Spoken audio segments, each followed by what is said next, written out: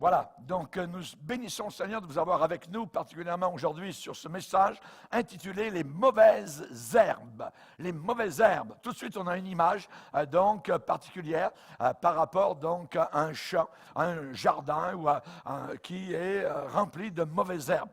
Alors, on va voir ce sujet-là. Si vous voulez bien, on va aller dans la Bible, dans Ésaïe 55, Ésaïe chapitre 55.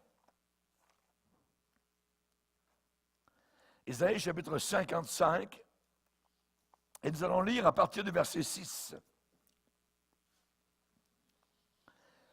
Où il est dit, Ésaïe 55, verset 6, « Cherchez l'Éternel pendant qu'il se trouve, invoquez-le tandis qu'il est près, qu'il est proche, que le méchant abandonne sa voie et que l'homme d'iniquité abandonne ses pensées. Qu'il retourne à l'Éternel, qui aura pitié de lui, à notre Dieu qui ne se lasse pas de pardonner. Car mes pensées ne sont pas vos pensées, et vos voix ne sont pas mes voix, dit l'Éternel. Autant les cieux sont élevés au-dessus de la terre, autant mes voix sont élevées au-dessus de vos voix, et mes pensées au-dessus de vos pensées. Comme la pluie et la neige descendent des cieux et n'y retournent pas sans avoir arrosé, fécondé la terre et fait germer les plantes, sans avoir donné de la semence au semeur et du pain à celui qui mange, ainsi, de la même façon, en est-il de ma parole qui sort de ma bouche.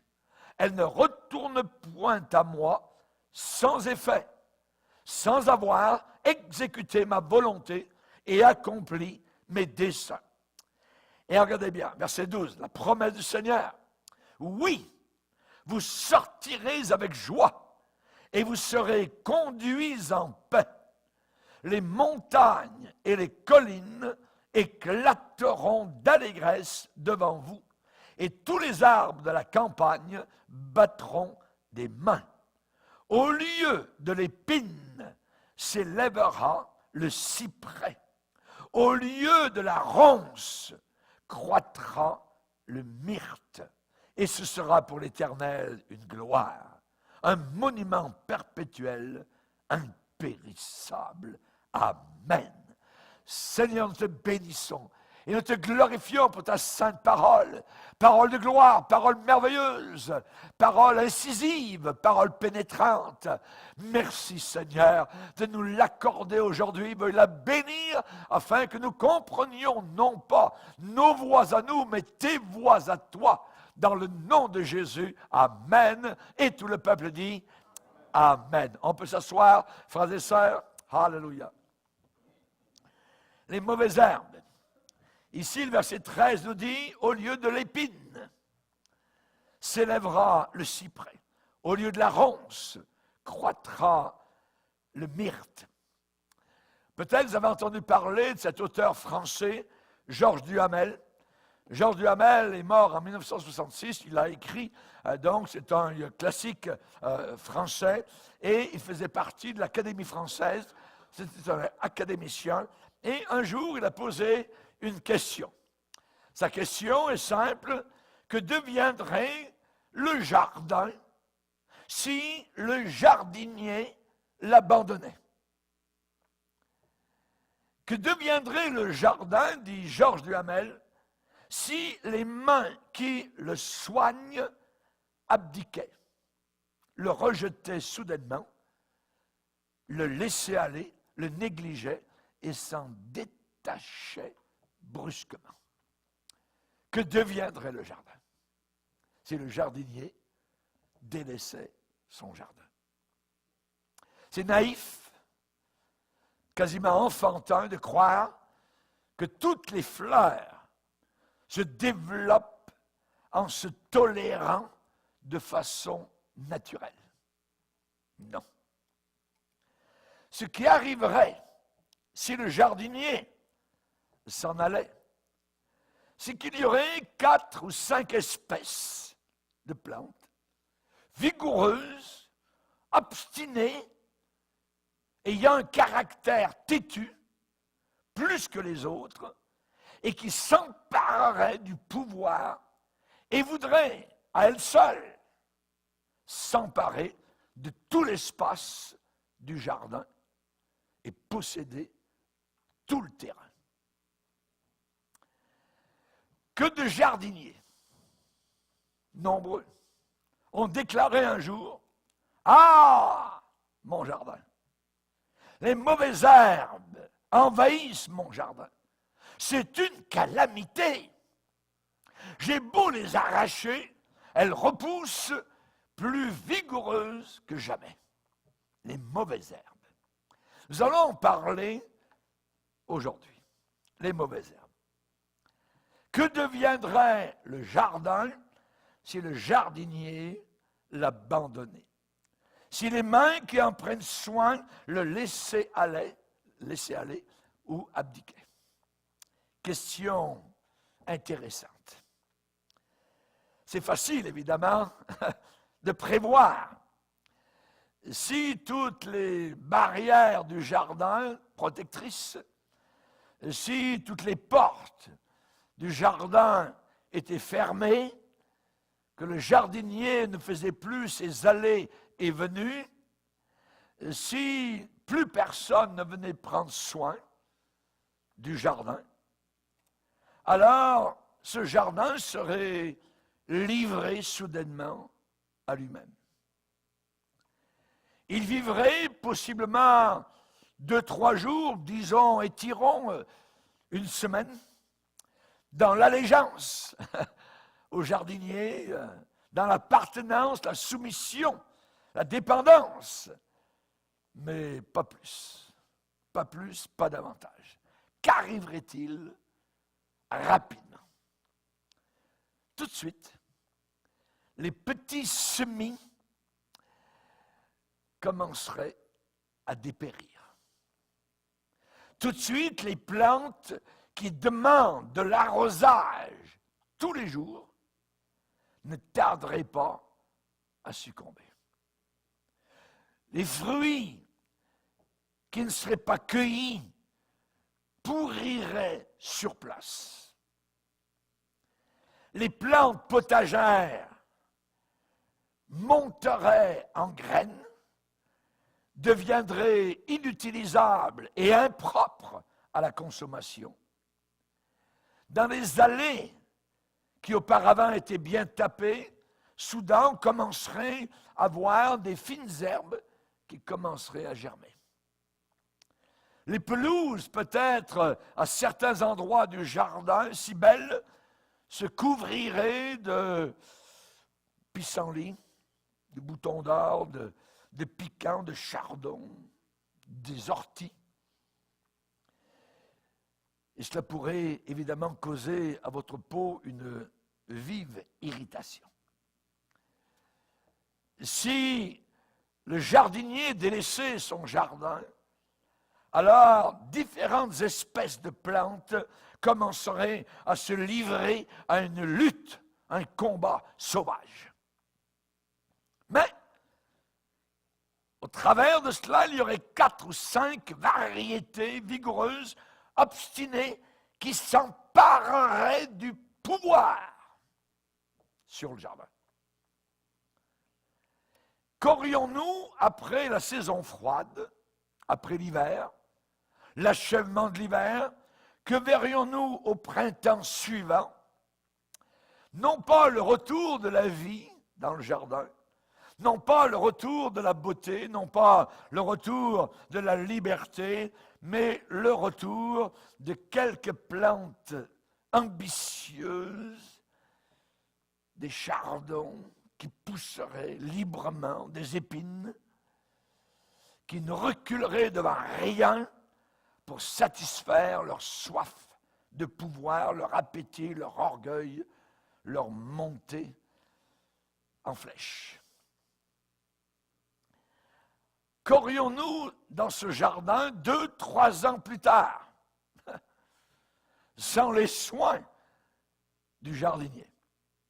Eh bien, le jardin aurait été donc livré au travers et au gré des saisons, aurait été abandonné au combat d'une poignée de végétaux sauvages qui feraient des efforts inouïs pour s'emparer de façon égoïste de tous les biens du jardin, de tout l'air du jardin, de tout l'espace du jardin, de toute la nourriture du jardin. Finalement, pour réduire en esclavage tout ce qui peut être étouffé.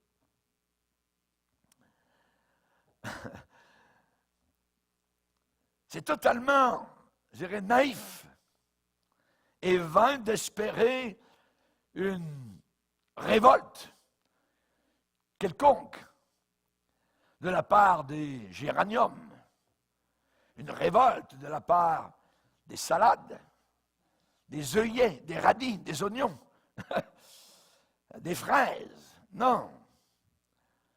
Tous ces végétaux ne se révoltent pas, mais auraient été anéantis. Totalement.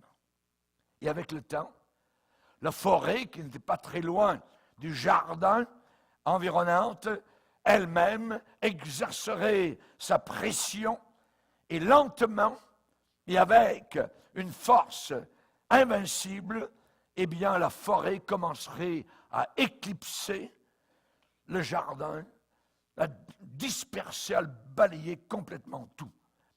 Le jardin disparaîtrait dans l'ombre, je dirais, des grandes futaies sauvages de la forêt. Notre existence est un jardin. Notre existence est un jardin. Et nous avons devant nous une réflexion logique. Vous savez, notre existence est un jardin où tout peut pousser. Tout. N'importe quoi. Tout d'abord, on peut y trouver de belles choses, des vertus solides, incontestables, des pensées qui sont correctes, qui sont nobles, qui doivent être arrosées, qui doivent être soignées et surveillées. On peut y trouver dans notre vie, jardin, des sentiments pleins d'amour. C'est vrai. C'est un côté de la chose. La Bible a une promesse merveilleuse. Dans Ésaïe 58, et je me rappelle que le Seigneur, je la connaissais depuis des années, mais lorsque j'ai été à l'île Maurice, dans mon dernier voyage, le Seigneur me l'a vraiment appliqué, me l'a donné personnellement. Il a dit, l'Éternel sera toujours ton guide. L'Éternel rassasiera ton âme dans les lieux arides. L'Éternel redonnera de la vigueur à tes os, à tes membres. Tu seras comme un jardin arrosé. Tu seras comme un jardin soigné, comme un jardin où il y a des soins journaliers, où il y a donc, où on coupe des branches qui sont trop longues, où on récolte les fruits, où tout est bien sarclé, bêché, ainsi de suite, donc où il n'y a rien de pourri. Notre vie est un jardin. Mais dans notre jardin, on y trouve aussi ce qui n'a pas besoin d'être semé. Ce qui n'a pas besoin même d'être planté. On y trouve aussi ce qui pousse tout seul. On y trouve ce qui finit par, si on laisse faire, accaparer tout le terrain et envahir les lieux. Si on n'y prend pas garde. Le chien-dent pousse très, très vite, avec des racines tenaces. Les orties, les chardons, les ronces, les épines, les sauvageons, donc de jeunes arbres venus sans avoir été cultivés, tout cela pousse rapidement. Et dans Genèse 3, le Seigneur après avoir chassé Adam, va lui dire, eh bien, c'est à force de peine, de misère, que tu vas tirer ta nourriture du sol tous les jours de ta vie. Et il te produira des épines et des ronces. Il te produira des épines et des ronces. Quand on regarde notre cœur, notre jardin, vous pouvez y voir aussi ces épines et ces ronces. L'homme n'est pas bon naturellement. Les gens dans le monde aiment dire, « Oh, vous savez, monsieur, le pasteur, il y a beaucoup de bien dans l'homme. » Je réponds, « Madame, la Bible dit non. La Bible dit que le cœur de l'homme est méchant, par-dessus tout. Par-dessus tout. Le cœur de l'homme n'est pas bon. Le cœur de l'homme est un jardin qui n'est pas cultivé. S'il n'est pas cultivé. L'homme n'est pas bon de façon naturelle. Ce qu'il y a de bon en lui, c'est uniquement ce qui est soigné, cultivé, qui vient d'en haut, soit par l'éducation, par le salut, par la repentance, par la puissance du Saint-Esprit, qui nous montre la différence entre les ronces et les radis. Amen. Alléluia. Laissez un enfant sans éducation, sans éducateur. Qu'est-ce que vous allez avoir? Un brigand qui va terminer derrière les barreaux de la prison. Laissez un enfant sans éducateur, vous allez voir ce qu'il va devenir. Donnez à un adulte la possibilité de faire ce qui lui plaît, sans aucune retenue, sans que personne vienne lui dire « hé. Laissez faire quelqu'un, lui faire ce qui lui plaît, comme il veut, quand il veut, sans aucune contrainte, sans aucune limite, sans aucun frein. » Vous allez voir ce qui va arriver. Supprimez toute loi civile, ôtez de la société toute magistrature, tout ordre public, enlevez de la société la police, et vous verrez ce qui va se passer. Enlevez les feux rouges, parce qu'ils vous gênent. Repoussez tout ce que la Bible enseigne vis-à-vis de la moralité. On l'a vu, déjà, ce que ça a produit. Pendant les guerres. Pendant les guerres. Et vous ne parlerez plus de la bonté naturelle de l'homme. Le Seigneur a dit, toute plante que n'a pas planté mon Père sera déracinée, brûlée. Jésus a dit qu'il y avait 7 choses dans le cœur de l'homme. Dans Matthieu 15, nous lisons ces 7 choses. Dans Matthieu 15, verset 19, « Car c'est du cœur que proviennent, voilà les 7 choses, les mauvaises pensées, les meurtres, les adultères, les impudicités, les vols, les témoignages faux, les calomnies. Voilà les choses qui souillent l'homme. 7 choses. C'est du cœur que viennent ces 7 choses. Vous savez, notre vie est un jardin, un terrain. La Bible enseigne dans Hébreu, lorsqu'une terre est abreuvée, lorsqu'un jardin est abreuvé par la pluie qui tombe souvent sur elle, alors elle produit une herbe utile pour ceux pour qui elle est cultivée. Et elle participe à la bénédiction de Dieu. Mais si la pluie ne tombe pas, ou peu, ou rarement, ou très peu souvent, alors ça va devenir sec, très sec. Et c'est la raison pour laquelle, lorsque environ un confinement dure pendant 1 an, des jardins qui auparavant étaient fructueux, étaient verdoyants, 1 an plus tard, vous les remarquez secs, abandonnés. Les ronces ont commencé à pousser. L'impureté est arrivée, les mauvaises pensées, les calomnies, ainsi de suite. C'est dangereux. C'est très dangereux. Et c'est la raison pour laquelle nous avons besoin de nous plonger continuellement, je dirais, dans le fleuve d'eau de la vie, dans la parole du Seigneur. Je dirais, quel que soit l'individu, ça n'a aucune importance. Si moi, comme pasteur, je prends pour acquis que, oh oui, j'ai beaucoup d'années derrière moi, je peux... Non, non, non, jamais de la vie. Il faut que j'arrose, que je sois arrosé. Il faut que je sois au soin avec mon jardinier. Que ce soit l'individu de façon personnelle.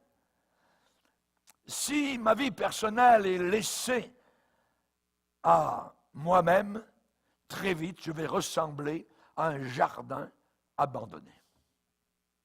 Jardin abandonné. Plein de ronces, plein d'orties, et ainsi de suite. Que ce soit la société de façon générale, puisque la Bible dit dans Romains 1er chapitre, Dieu les a abandonnés, Dieu les a livrés à leur passion, à leur sens, à leur sensualité, à leurs idées mensongères, diaboliques. Alors, eh bien, regardez autour de vous, vous avez un désert. Le monde est un désert. Les mauvaises herbes y poussent, toujours plus tenaces et arrogantes. Les mauvaises herbes poussent, montent et deviennent des buissons d'épines. Les mauvaises herbes poussent et montent et deviennent des forêts de ronces. On appelle ça la jungle, avec les serpents à l'intérieur, les forces diaboliques. Et dans l'Église de Dieu, c'est la même chose. Laissons aller les gens comme ils veulent, comme ils pensent, comme ils désirent, et vous avez bientôt une forêt de ronces. Dans une église, ce n'est pas tout le monde qui doit enseigner. Oh non, loin de là. On a vu au travers des années des jeunes convertis se prendre pour des pasteurs et vouloir enseigner des petits groupes. Ça n'a pas duré longtemps. Ça a été la foire, ça a été évidemment le désastre. Les ronces. Des réunions, petites réunions à part de l'Église. Oui, le pasteur, il est gentil, tout ça, mais on a besoin de tout ça et on va faire des réunions à part de l'Église. Ça, c'est très dangereux. Parce qu'il n'y a pas d'autorité, il y a des jeunes brebis qui sont là, et au va-et-vient de monsieur, de ses visions, de ce qu'il a entendu. Ça peut être un monsieur l'adventiste, ça peut être un monsieur catholique, n'importe quoi. Si vous allez uniquement sur Internet, c'est là que vous allez vous faire fourvoyer. Et vous allez commencer à devenir vous-même un buisson. Tout en pensant que vous êtes très correct. Ma révélation. Moi, j'ai eu la révélation. La Bible dit ça, c'est écrit. Bon, attends. Hop. Ça, c'est dangereux. Le diable dit ça à Jésus. La Bible dit, c'est écrit Jésus, c'est ça. C'est la raison pour laquelle, dans une église, il y a des pasteurs. P-A-S-T-E-U-R-S. Et un pasteur a une autorité sur l'église. Et cette autorité, je dois régulièrement la prendre pour justement que nous n'ayons pas, je dirais, des ronces ici et là. Et que nous soyons cultivés. Raison pour laquelle, régulièrement, on prend la bêche maillée et on va creuser. On prend, je dirais, l'instrument de binage, on prend le sécateur pour couper, et ainsi de suite. C'est la raison pour laquelle la Bible donne l'autorité de placer à la porte certaines personnes et de ne pas les accepter à l'intérieur. Ma révélation, ma doctrine. Oh, vous savez, moi j'ai eu ma révélation, moi je ne crois pas à la dîme. Ah ouais, mais ici on croit à la dîme. Vous savez, moi j'ai reçu le baptême dans le Saint-Esprit sans avoir parlé en langue. Non, ici on croit que le baptême dans le Saint-Esprit, on le reçoit quand on commence à parler en d'autres langues. Pas avant ça. Ah, mais vous savez, les Juifs, là-bas, ils ont telle fête durant l'automne, et c'est là que Jésus va revenir. Il va revenir cette année, c'est certain. J'ai fait mes calculs. Jamais de la vie. Jamais n'accepteront une chose semblable à l'intérieur de l'Église. Personne ne sait ni le jour ni l'heure, même pas une fête juive. Toute la juiverie, nous n'en voulons pas. Nous voulons de ce que la Bible enseigne au point de vue doctrinal, enseigné par l'apôtre Paul dans l'équilibre des Écritures. Et c'est différent. Les mauvaises herbes vont devenir des buissons, des épines, des ronces. On demande à une personne, c'est qui ton pasteur? Pourquoi est-ce qu'on pose cette question-là? Pour savoir quelle sorte de jardinier as-tu? Quel est ton jardinier? Est-ce que c'est celui qui te permet de faire n'importe quoi, de croire n'importe quoi? Non. Personne n'est obligé de venir ici. S'il y a des gens qui veulent se proclamer autodidactes et enseignants, qui partent leur église. Vas-y, parte ton église. Ici, on apprend. Ici, c'est un jardin. Ici, on est taillé. Ici, parfois, ça fait mal. Parfois, ça coupe. Parfois, il y a le sécateur. On apprend, on s'approfondit. S'il y a péché, on va le condamner. On va revenir. On va s'appuyer sur la parole de Dieu telle que la Bible enseigne. Non pas ce que je veux. Le Seigneur a dit, mes voix ne sont pas vos voix. Des pasteurs, pourquoi? La Bible dit dans Éphésiens 4, afin que nous ne soyons pas emportés à tout vent de doctrine. Aujourd'hui, à la fin des temps, les vents vont souffler fort, très fort. Et c'est la raison pour laquelle on a besoin d'être enraciné de savoir. Et si on n'est pas certain de quelque chose, on va aller voir le jardinier. Pasteur, qu'est-ce que vous pensez de ça? Qu'est-ce que vous pensez de ça? On va s'en référer à celui qui est là pour vous protéger. Pas pour vous condamner, pour vous protéger, afin que vous débarrassiez des épines et que vous croissiez, que vous grandissiez dans le Seigneur et que vous portiez du fruit. Portiez du fruit. Nous avons eu des gens partir en rébellion, claquer la porte. Et avec mon épouse, on s'est regardé. On s'est dit, ils partaient, c'était merveilleux, ils avaient raison, tout ça. Puis là, eux, ils connaissaient la Bible, puis là, ils aimaient tellement le Seigneur. J'ai dit à André, ça va se terminer, là. Telle personne, elle va se retrouver dans son salon devant sa TV. Pendant un certain temps, ça marchait, puis c'est ça qui est arrivé. Tous ces gens-là se retrouvent chez eux, dans leur salon, avec des ronces, avec des épines, ils ne portent plus de fruits. Afin que nous ne soyons pas emportés. Emportés. Emportés, on parle d'un fleuve, on parle de quelque chose qui vous pousse et que vous n'arrivez pas à résister contre la poussée. C'est la raison pour laquelle le pasteur est un jardinier. Je me rappelais toujours de mon père qui a enseigné toute sa vie à la petite école et qui, avant de commencer à 8h30 le matin, à partir du printemps, tous les matins, il partait, il se levait à 5h et il allait dans son jardin. Nous mangions tous les jours des belles salades, des belles carottes, des oignons, on mangeait des fraises, tout ça. Pourquoi? Parce que tous les matins, il était là, au jardin, avant de partir à son travail, à 8h30 le matin, où il enseignait. Éphésiens 4,14. Des pasteurs, afin que nous ne soyons plus des enfants. Des enfants. On ne parle pas de maturité, là, on parle des enfants. On ne veut pas rester enfant, on veut devenir mûr. Mais pour mûrir, on a besoin d'un jardinier.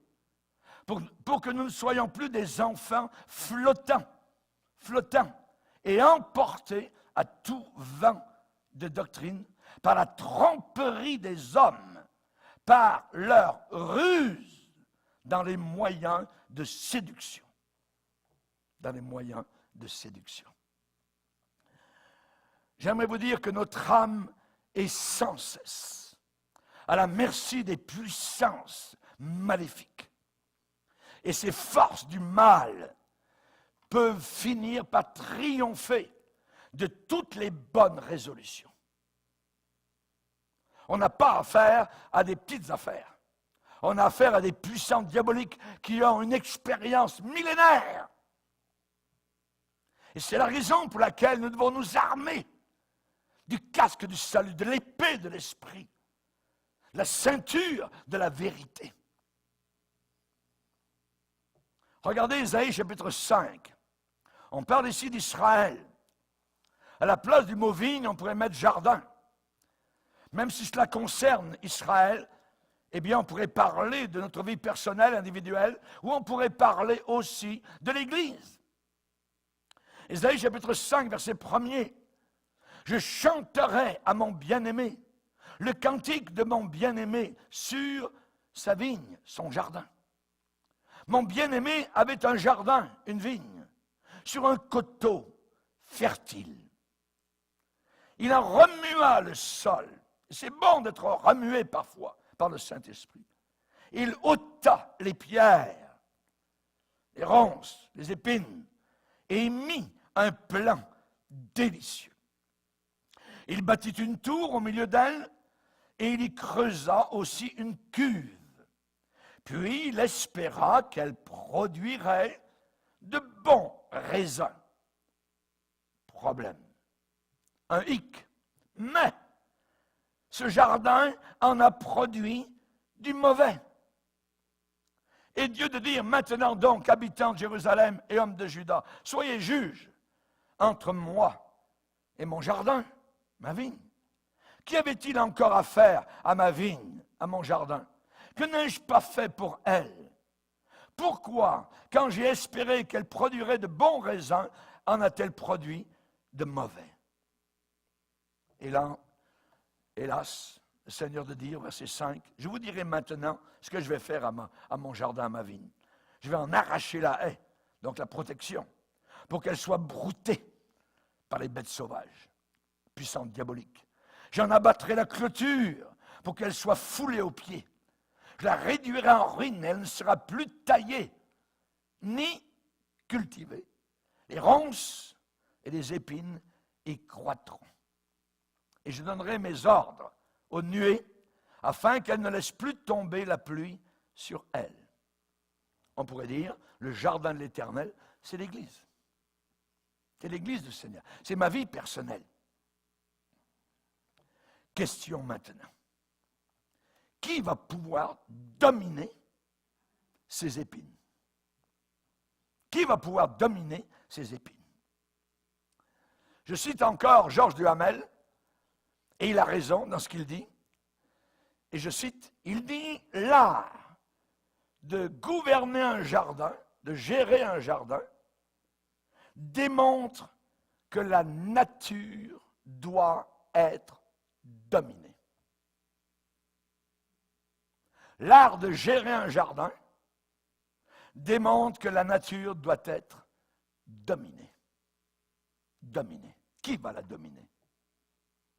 Qui va dominer?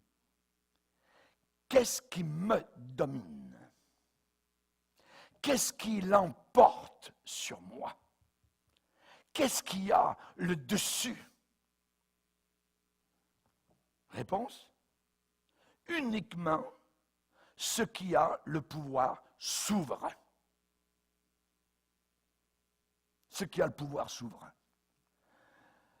Je ne peux jamais espérer que le chardon capitule devant l'œillet. La belle fleur, l'œillet. Non. C'est l'œillet qui va capituler devant le chardon. Je ne peux pas m'attendre à voir les bonnes plantes triompher sur les mauvaises. Je ne peux pas m'attendre dans un jardin à voir mes vertus, dans le jardin de mon cœur, mes vertus triompher de mes mauvais penchants naturels. De par moi-même, c'est impossible. Impossible. Ma nature et ta nature est foncièrement mauvaise. Le cœur de l'homme, Jérémie 17, le cœur de l'homme est méchant et tortueux par-dessus tout. Jérémie 17. Ma nature et la tienne est un terrain où le mal se développe sans aucun effort. Sans aucun effort. Si vous êtes honnête, vous allez reconnaître cela. Des parents n'ont pas besoin d'apprendre, je dirais, à leurs enfants à se mettre en colère. Non, ils le font tout seuls. Vous l'avez fait tout seul. Je l'ai fait tout seul. Le mal est dans la pensée. La pensée amène la tentation. Et la tentation amène la chute. La chute. Du temps de Noé, comme actuellement dans notre génération, les pensées des hommes se portaient chaque jour uniquement vers le mal. Vers le mal. Jacques, dans le Nouveau Testament, dit « Chacun est tenté quand il est attiré et amorcé par sa propre convoitise. Puis, la convoitise, quand elle l'a conçue, enfante quoi? Elle enfante le péché. Et le péché étant achevé, fini, consommé, produit la mort. La mort. Le mal est dans la pensée amène la tentation amène la chute. Paul a dit, je ne fais pas le bien que je veux. Je ne fais pas le bien que je veux. Et je fais le mal que je ne veux pas. Rendez-vous compte?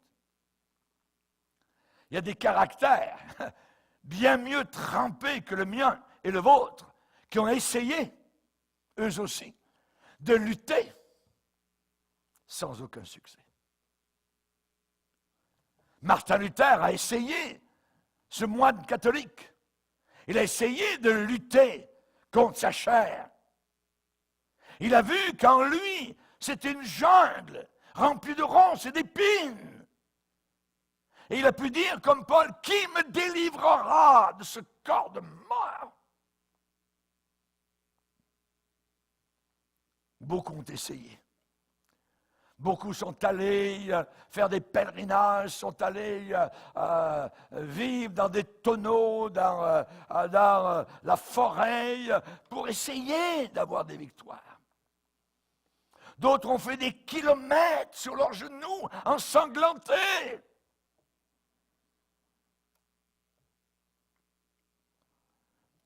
Il y a un certain homme appelé Saul de Tarse qui a livré un combat farouche, qui voulait faire le bien et qui s'y appliquait avec énergie. Il s'est aperçu de quoi? Il s'est aperçu qu'il rentrait dans une forêt, une jungle. Il s'est aperçu qu'il faisait le mal lorsqu'il pensait faire le bien.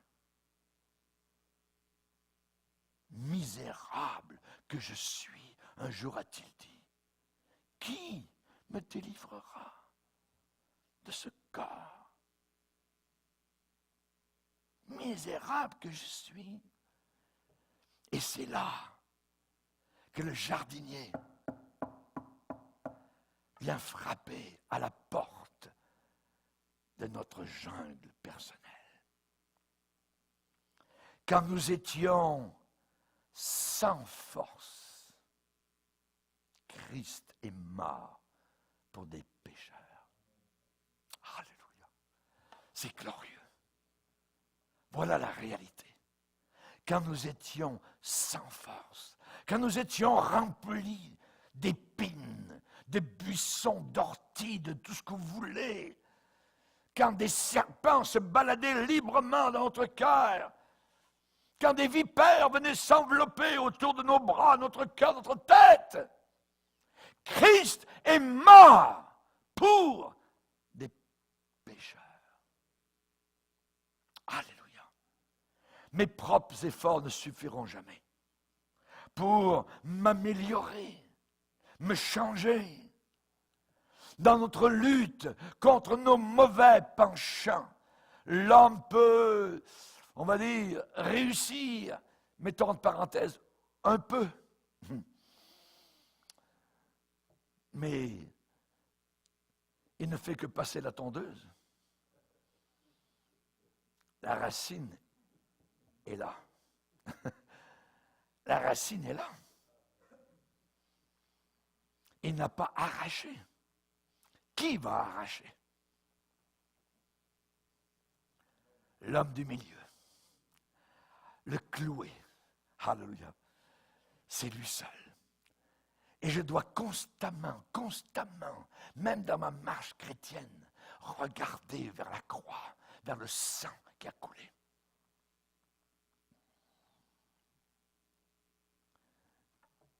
Sans que les racines soient arrachées, ça va repousser. Ces choses-là vont reprendre vie sous une autre forme. Le diable a 1001 tours dans son sac. Et il travaille de connivence avec d'autres cœurs mauvais, méchants, tordus. Nous allons parler du divin jardinier. Mes inclinations naturelles m'entraînent sans arrêt vers le mal. Mes inclinations naturelles. Mais, heureusement, qui? Il existe quelqu'un, alléluia, qui possède une force surnaturelle, au-delà du naturel. Il existe quelqu'un qui possède une puissance qui fait fuir le péché. Si je livre, si j'abandonne continuellement ma vie à ce jardinier, alors lui peut faire de ma vie un jardin bien entretenu, avec des belles allées, avec des arbres remplis de fruits, avec des belles salades, avec des beaux petits radis, avec des oignons, avec des fleurs, des lys odorants. C'est merveilleux dans ce jardin. Lui seul peut faire ça. Lui seul. Si je livre ma vie, si je l'abandonne à ce jardinier, c'est lui qui va extirper, qui va travailler, maintenant sans relâche, tout élément de mal qui cherchera à se développer, à pousser dans mon jardin. Vous avez le nom en deux parties. Jésus-Christ. C'est lui seul. C'est lui seul. Alléluia. Vous savez, le jour de la résurrection de Jésus-Christ, il y avait une femme qui était là. Et Elle s'appelait Marie, pas la mère de Jésus, une autre. Et cette Marie, elle a pris Jésus-Christ qui était là, devant elle. Elle a pensé que c'était le jardinier. Elle a pensé que c'était le jardinier. Femme, pourquoi pleures-tu? Qui cherches-tu? Et la Bible ajoute, elle pensait que c'était le jardinier.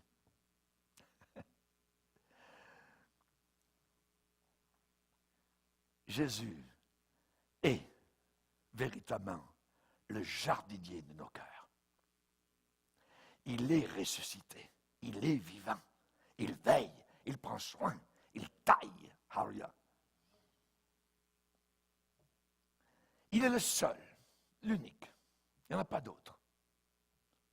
Pas besoin de chercher midi à 14h, ça n'existe pas. Il est le seul capable d'ôter de nos vies les racines d'amertume qui y poussent, les racines d'orgueil, les racines de saleté, d'impureté. Si vous regardez votre cœur sans Jésus, mettez-vous un masque, parce que ça pue. Vous n'avez qu'à aller chez le dentiste, et quand vous avez une carie dans votre dent, vous la sentez vous-même. Que de vies sont carriées par l'amertume, les racines d'amertume. Posez-vous la question, est-ce que j'en veux à quelqu'un? Soyons honnêtes. C'est une racine d'amertume. La Bible dit que Jésus seul est capable d'enlever de nos vies les racines d'amertume. Le problème avec les racines d'amertume, c'est que ça pousse des rejetons. Ça pousse des rejetons dans le jardin. Et ça va tuer toutes les belles fleurs. Ça va tuer les arbres fruitiers. Ça va grandir, ça va devenir des buissons. Vous n'entendrez plus la voix de Dieu. Vous entendrez uniquement votre voix à vous, mais ce n'est pas elle qu'on a besoin. J'ai besoin d'entendre la voix du Seigneur. Alléluia. Les racines d'amertume qui y poussent des rejetons et produisent quoi? Quel est le fruit? Est-ce que c'est mangeable? Non! C'est du trouble. Et plus que cela, plusieurs en sont infectés. On parle d'un terme médical. Infection. Pandémie. Généralisée. Votre amertume, vous la portez sur les autres. Blablabla. Bla, bla, bla, bla. Ah, tu sais, blabla, oh, ça fait combien de temps? Oh, déjà 2 heures qu'on parle au téléphone. Calomnie. Calomnie, l'amertume, tu ne sais pas ce qui s'est passé, puis un tel, puis une telle, puis ah, baba! Votre jardin est en train d'être cultivé, je dirais, par Satan.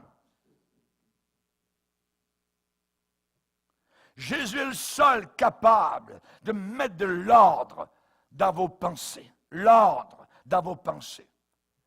David a dit, Seigneur, quand mes pensées s'agitent en foule au-dedans de moi, quand c'est désordre dans ma vie, dans mon cœur, dans ma pensée, dans ma tête, alors tes consolations réjouissent mon âme.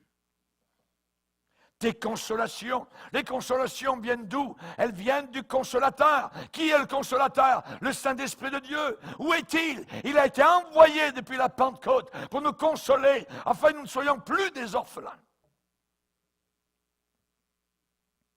Lui seul est capable de régler nos sentiments, afin que nous puissions dire, reçois favorablement les sentiments de mon cœur. Est-ce que les sentiments de votre cœur, maintenant, sont acceptables devant Dieu? David a dit, reçois favorablement les sentiments de mon cœur. Lui seul est capable de remplacer les orties du péché, les ronces du péché, par les fleurs de la foi, par les fleurs de l'espérance, par les fleurs du pardon, par les fleurs de la charité. Vous ne pourrez jamais, jamais être heureux si vous ne pardonnez pas. Le pardon amène la libération. C'est le seul moyen. Pardonne-nous, Seigneur, nos offenses. Première personne du pluriel, nos offenses. Comme nous aussi, nous pardonnons. À qui? À ceux qui nous ont offensés. On pardonne. On pardonne. Et vous êtes libre. La Bible dit, au lieu de l'épine, s'élèvera le cyprès. Au lieu de la ronce, croîtra le myrte. Ce sera pour l'Éternel une gloire, un monument perpétuel, impérissable. Alléluia. Gloire à Dieu. Et nous voulons dire, avec la bien-aimée du Cantique des Cantiques, que mon bien-aimé, celui que j'aime, que je n'ai pas encore vu, mais que je verrai bientôt, que mon bien-aimé entre dans son jardin et qu'il mange de ses fruits excellents. Peut-il manger quelques fruits aujourd'hui dans votre jardin, le Seigneur?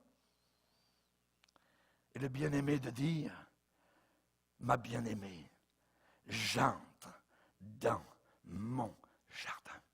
Alléluia. Seigneur, fais ton entrée. L'homme bon fait du bien à son âme. L'homme cruel trouble sa propre chair. Tu seras comme un jardin arrosé. Il y a justement un travail merveilleux qui a été fait dans un fameux jardin, appelé le jardin de Gethsémane.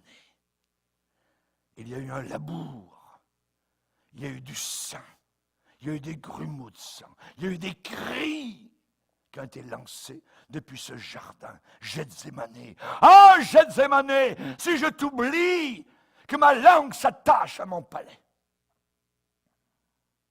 Il est dit, de l'autre côté du Cédron se trouvait un jardin. De l'autre côté du Cédron, qui coulait en bas dans la vallée, au pied des murailles de Jérusalem, il y avait un jardin sur le mont des Oliviers, Gethsémane. C'est là que ça s'est passé. Que Jésus a fait abandon total de sa vie pour la nôtre. C'est là que la bataille s'est faite. Il a prié, s'il te plaît, Père, que cette coupe s'éloigne de moi. Il a accepté volontairement d'être l'arracheur d'épines d'un jardin qui n'était pas le sien. Personne ne m'enlève ma vie, je la donne de moi-même. Le parent de Malchus, le serviteur, a dit à Pierre l'apôtre, « Ne t'ai-je pas vu avec lui dans le jardin? » Avez-vous été avec lui dans le jardin? Avec Jésus. Ne t'ai-je pas vu avec lui dans le jardin? Entrez dans ce jardin et regardez le jardinier avec un J majuscule en train de travailler, d'œuvrer. Et à cause du travail de son âme, il rassasiera ses regards par des beaux fruits, par un beau jardin, par une belle église. Ses mains ont été percées, sa tête a été couronnée d'épines. Son sang a coulé, sa barbe a été arrachée. Il a supporté, il a enduré dans sa chair, dans son âme, les cruelles blessures de mon péché, de ton péché. Et par ces blessures, son sang, tout son sang a coulé de ses mains percées, de ses pieds percés, son côté percé, de sa tête couronnée. Père, pardonne-leur. Nous chantons que ma vie soit une fleur. Oui, que ma vie soit une fleur. Si tout s'était arrêté là, ça aurait été terrible. Mais il est ressuscité le 3e jour. Alléluia. Et il est apparu où? Dans un jardin. Alléluia. Un jardin transformé à l'aube d'un nouveau jour. Alléluia. Femme, pourquoi pleures-tu? Tu penses que quelqu'un a volé mon corps et que... Non, regarde, c'est moi. Quand Jésus a dit Marie, personne ne peut dire votre prénom comme Jésus. Il vous connaît. Il sait où vous êtes. Il connaît la difficulté et le problème.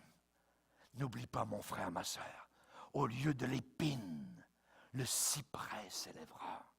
Au lieu de la ronce, des orties, le myrte croîtra. Ce sera pour l'Éternel une gloire. Tu as été créé pour la gloire de Dieu. J'ai été fait pour la gloire de Dieu. Je veux glorifier mon Sauveur et mon Seigneur.